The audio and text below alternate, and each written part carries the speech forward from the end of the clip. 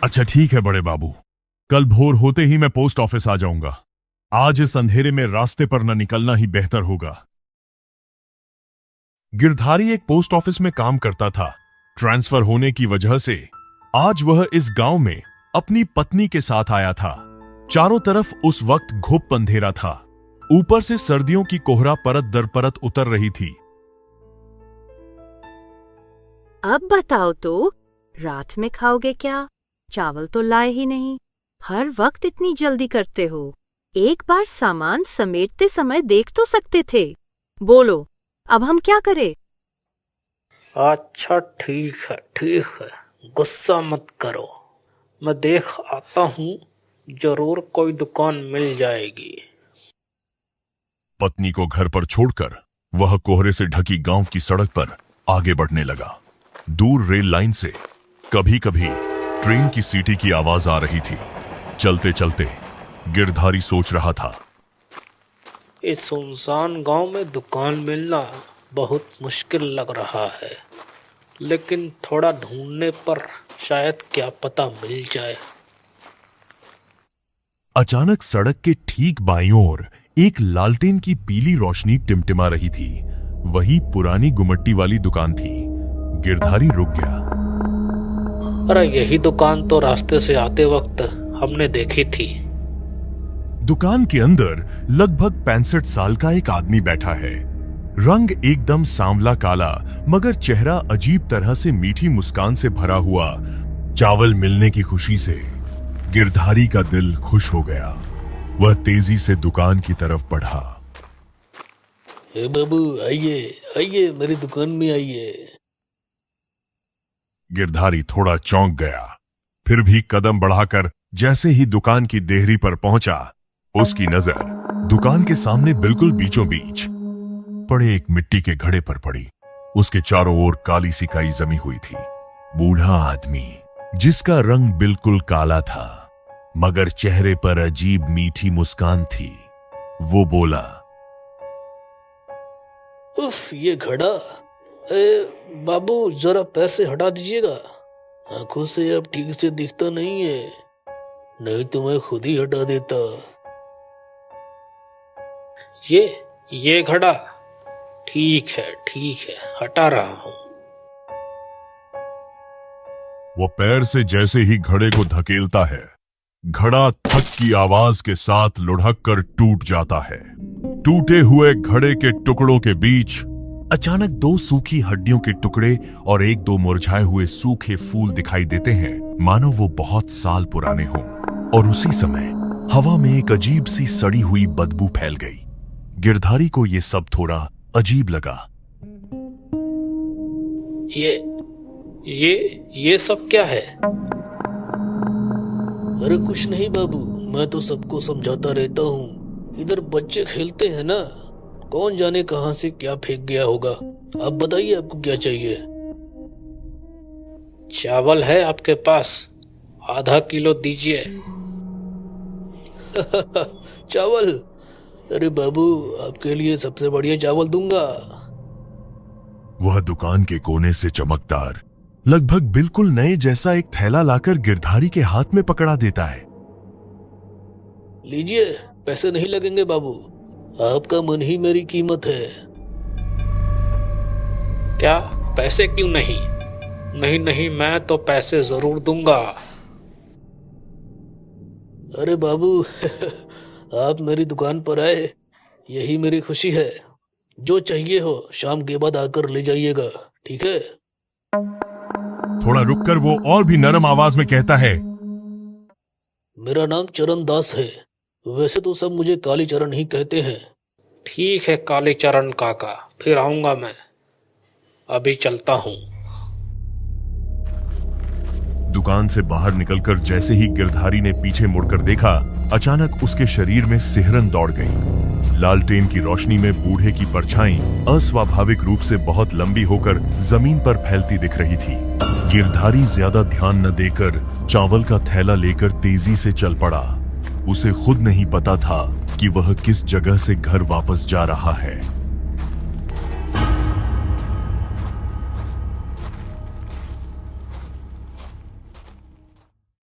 सुबह होते ही Girdhari post office पहुंचता है। दीपक पोस्ट ऑफिस के बाहर ही खड़ा था। बड़े बाबू, आज मैं जरा जल्दी घर चला जाऊंगा। क्यों, क्या हो गया? इतनी जल्दी क्यों? असल में बाबू, कल रात को एक बहुत बड़ा घटना हुआ है, जिसकी वजह से 20 साल पुराना आतंक शायद अब इस गांव में दोबारा आ गया है। इसलिए ही तो कह रहा था, अंधेरा होने के बाद बाहर रहना ठीक नहीं है। मैं जरा जल्दी घर चला जाऊंगा। आप थोड़ा ध्यान रखिएगा बाकी सामान का। लेकिन क्या हो गया? तुम कुछ बोल क्यों नहीं रहे हो? ना ना बड़े बाबू, मुंह से अपशगुन की बात निकालना पाप है। आप भी शाम होने से पहले घर चले जाइएगा, इसी में हमारी भलाई है। गिरधारी कुछ भी समझ नहीं पा रहा था। वह बस चुपचाप बैठ रहा और शाम होते ही घर वापस लौट गया।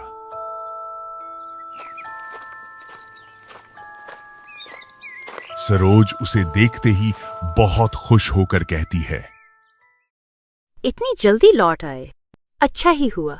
आज नहीं तो कल, लेकिन शाम के वक्त उस दुकान से तेल ले आना पड़ेगा। ठीक उसी समय बाहर से एक अनजान आवाज सुनाई देती है। पोस्ट मास्टर बाबू है क्या? घर पर है क्या? अरे पोस्ट मास्टर बाबू, आप घर पर हैं? गिरधारी बाहर निकलकर देखता है, सामने एक अधेड़ उम्र का आदमी खड़ा है। मैं आपके बगल वाले घर में ही रहता हूँ। सोचा जरा जान पहचान बढ़ा ली जाए। आखिर गांव के इकलौते पोस्ट मास्टर हैं आप, सबको पहचानना भी तो पड़ेगा, है ना? बातों बातों में उस आदमी का चेहरा अचानक कुछ गंभीर हो जाता है। लेकिन हाँ, शाम ढलने के बाद बिल्कुल भी बाहर मत निकलना। पता नहीं कैसे 20 साल पहले का डर इस गांव में फिर से जग गया है। गांव के ऊपर एक बड़ा खतरा मंडरा रहा है। कौन सा डर? पहले इस गांव में क्या हुआ था? सुबह पोस्ट ऑफिस के लड़के के मुंह से भी कुछ सुना था मैंने। जरा साफ साफ बताइए ना, आखिर मामला क्या है? असल में बाबू, इस गांव में कालीचरण नाम का एक आदमी रहता था। उम्र होगी कोई 60-65 साल के आसपास, लेकिन आदमी सबका बहुत प्यारा था। रेल लाइन के पास रोड के किनारे उसकी दुकान थी। उसका व्यवहार इतना मीठा था कि लोग उसे प्यार से कालीचरण कहकर बुलाते थे। उसकी दुकान पर हमेशा भीड़ लगी रहती थी, सिर्फ उसके अच्छे व्यवहार की वजह से। फिर एक दिन अचानक आधी रात को गांव से एक बच्चा गायब हो गया। कोई निकम्मा उस बच्चे को ढूंढ भी नहीं पाया। इसके बाद हर पूर्णिमा की रात एक एक बच्चा गायब होने लगा। करीब 3-4 बच्चे इसी तरह लापता हो गए। एक रात गांव के एक आदमी ने देखा कालीचरण अपनी दुकान के पीछे काला जादू कर रहा था। पास के गांव का एक बच्चा बेहोश पड़ा था वहां पर। साधना पूरी होते ही वह बच्चे की बलि देने वाला था, लेकिन तभी सबको समझ में आ गया, अब तक जितने भी बच्चे गायब हुए थे सबकी बलि कालीचरण ने ही दी थी।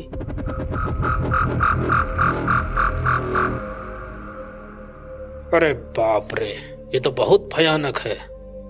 फिर क्या हुआ? गांव वाले गुस्से से पागल हो गए। सबने मिलकर कालीचरण को उसकी दुकान के सामने घेर लिया। उसे बेरहमी से पीटा। इतनी मार पड़ी कि गंभीर चोट की वजह से आखिरकार कालीचरण वहीं मर गया। इसके बाद गांव के बुजुर्ग सन्यासी के कहने पर उसी की दुकान के नीचे कालीचरण का दाह संस्कार किया गया। वहीं उसे हमेशा के लिए बांध दिया गया।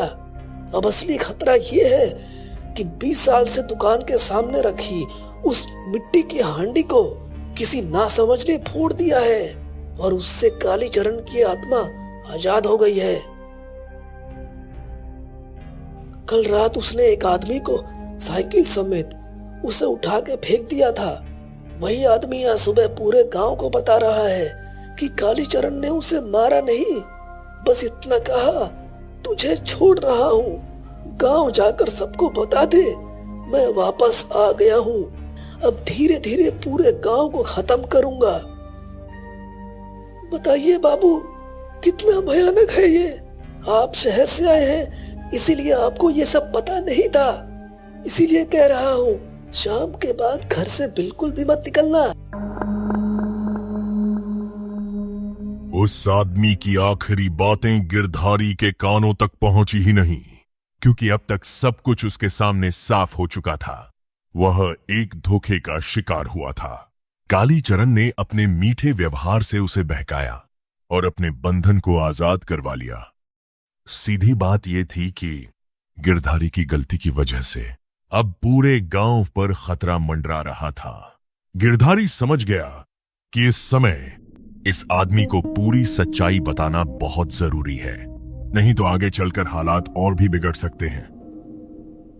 अरे बाबू, आप इतना सोच क्यों रहे हैं? आपको डरने की कोई जरूरत नहीं है। बस शाम के बाद बाहर मत निकलिएगा, बस इतना ही काफी है।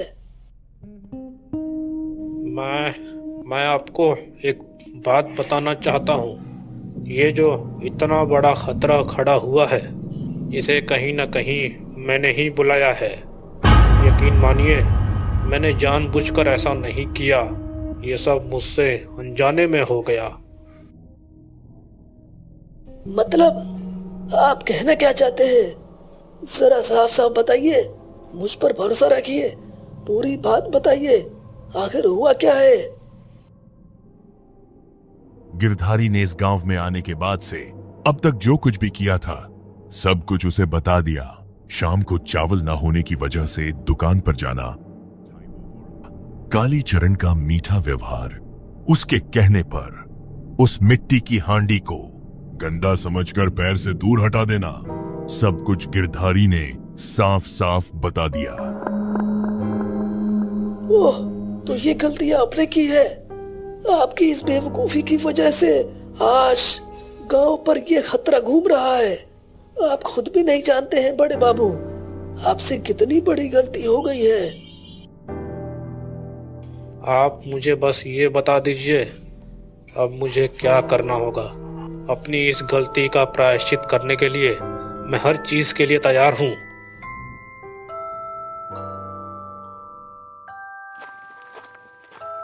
गिरधारी और बाकी गांव वाले सब लोग चुपचाप गांव के पश्चिम में बूढ़े सन्यासी के घर पहुंच गए। सन्यासी उस समय शाम को आंगन में बैठकर चाय पी रहे थे। सब उनके सामने खड़े होकर पूरी बात साफ साफ बता देते हैं। सब कुछ सुनने के बाद सन्यासी बोले, देखो पोस्टमास्टर, उसे रोकने का एक रास्ता मेरे पास है और वो काम सिर्फ तुम ही कर सकते हो। मैं? डर से तो मेरे हाथ पांव ही कांप रहे हैं। हाँ, सिर्फ तुम ही ये काम कर सकते हो। कल अमावस्या की रात है। ऐसे कामों के लिए सबसे सही समय है। ज्यादा देर नहीं करनी होगी, क्योंकि रात में वो अपनी दुकान से निकलकर तांडव मचाने आ सकता है। इसीलिए जैसे ही अंधेरा गिरे, तुम मेरे साथ उसकी दुकान तक चलोगे। वहां जाकर मैं तुम्हें जो कहूंगा वही करना, और तुम सब हम दोनों के पीछे पीछे आओगे। थोड़ी दूरी पर रहकर मेरे इशारे का इंतजार करोगे। अब देर मत करो, सब अपने अपने घर लौट जाओ और रात में कोई भी घर से बाहर नहीं निकले, ठीक है? बूढ़े सन्यासी की बात मानकर सब लोग अपने अपने घर लौट गए। लेकिन उसी रात गांव में एक और बड़ा कांड हो गया। गांव के आखिरी छोर पर हफ्ते का इकलौता बाजार लगा था। शाम ढलते ही रात करीब 9 बजे दुकानदार दुकानें समेटकर घर जाने की तैयारी कर रहे थे। तभी अचानक इस कड़कड़ाती ठंड में तेज आंधी चलने लगी। हवा इतनी जोरदार थी कि कई लोगों की दुकानें उड़कर दूर जा गिरी और उसमें कई लोग जख्मी भी हो गए। हवा में एक तीखी डरावनी हंसी गूंज उठी और उसके साथ एक भयानक ऐलान।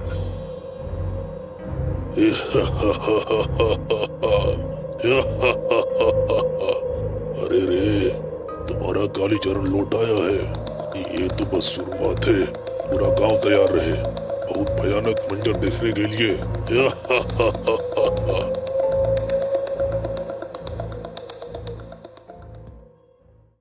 अगले दिन घोर अमावस्या की रात, जैसे ही अंधेरा गिरा, बूढ़ा, सन्यासी और गिरधारी सीधे उस दुकान के पास पहुंच गए। देखो पोस्टमास्टर, दिल मजबूत करना होगा। ये काम तुम्हें ही करना है। तुम्हारे पास बहुत कम समय होगा और याद रखना, वो तुम पर भरोसा करता है क्योंकि तुमने ही उसे उसके पुराने बंधन से आजाद किया था। तुम दुकान के अंदर जाओगे और बातों में उसे उलझाए रखोगे। उसी समय मैं दुकान के चारों तरफ बंधन बना दूंगा ताकि वो वहां से निकल न सके। और जब मैं दुकान के सामने पहुंचूं तो मेरे इशारे पर तुम तुरंत बाहर कूद आना, फिर मेरा असली काम शुरू होगा। सन्यासी की बात मानकर गिरधारी दुकान के अंदर चला जाता है। गिरधारी को देखकर कालीचरण बहुत खुश हो जाता है। पहले की तरह मीठे व्यवहार से उसे बैठने को कहता है। अरे पोस्टमास्टर बाबू, आइए आइए, बैठिए। मैं तो आपको ही सोच रहा था। उस रात के बाद आप मेरी दुकान पर आए नहीं। बताइए आज क्या चाहिए? आज कुछ नहीं चाहिए चाचा, बस आपके साथ 2 पल सुख दुख की बातें करने चला आया हूँ। बहुत अच्छा काम किया। मन खराब हो तो शाम के बाद यहीं चला आया कीजिएगा। गिरधारी उसे बातों में उलझाए रखता है। उधर सन्यासी दुकान के चारों तरफ बंधन पूरा कर देता है और सामने आकर जोर से बोलता है। पोस्टमास्टर, अब एक पल की भी देर नहीं, तुरंत दुकान से बाहर आ जाओ। सन्यासी के इशारे पर गिरधारी एक छलांग में दुकान से बाहर आकर सन्यासी के पास खड़ा हो जाता है। उसी पल सन्यासी मंत्र पढ़ते हुए पानी जैसी कोई चीज दुकान के सामने छिड़क देता है। कालीचरण, क्या सोचा था तूने? मैं तुझे रोक नहीं पाऊंगा। जब तक मैं जिंदा हूं, इस गांव का कोई नुकसान तू नहीं कर पाएगा। इस बार ऐसा बंधन दूंगा कि तेरी 7 पीढ़ियां भी यहां से बाहर नहीं निकल पाएंगी। कालीचरण का चेहरा अचानक बदल जाता है। वो इंसान से ज्यादा एक भयानक दानव जैसा लगने लगता है। गुस्से से फुफकारते हुए वह चिल्लाया। सन्यासी, तूने मेरे साथ धोखा किया है। मैं यहाँ से आजाद होकर सबसे पहले तुझे ही मारूंगा। और पोस्टमास्टर, मेरे मीठे व्यवहार का तूने ये परिचय दिया। मैंने तेरा कोई नुकसान नहीं किया और तू इन सबसे जा मिला है। सन्यासी के बाद तुझे भी भयानक मौत दूंगा, चाहे तू कहीं भी छिप जाए। सन्यासी इशारे से 4-5 और गांव वालों को बुलाता है। सबको मंत्र सिखाकर साथ में जप करवाता है। अचानक कालीचरण के शरीर और उसकी दुकान में भयानक आग भड़क उठती है।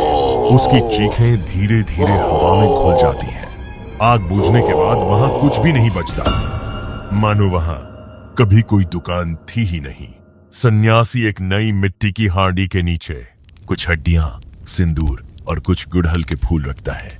उस पर मिट्टी डालकर एक बरगद का पौधा लगा देता है। जब बरगद बड़ा हो जाएगा तो कोई इसे काटने की हिम्मत नहीं करेगा, और जब तक बरगद रहेगा कालीचरण की आत्मा भी यहां से बाहर नहीं निकल पाएगी। उसी रात सब लोग निश्चिंत होकर अपने अपने घर लौट गए। कुछ दिनों बाद उस जगह के चारों तरफ दीवार खड़ी कर दी गई ताकि बरगद के बड़े होने तक कोई वहां ना जा सके।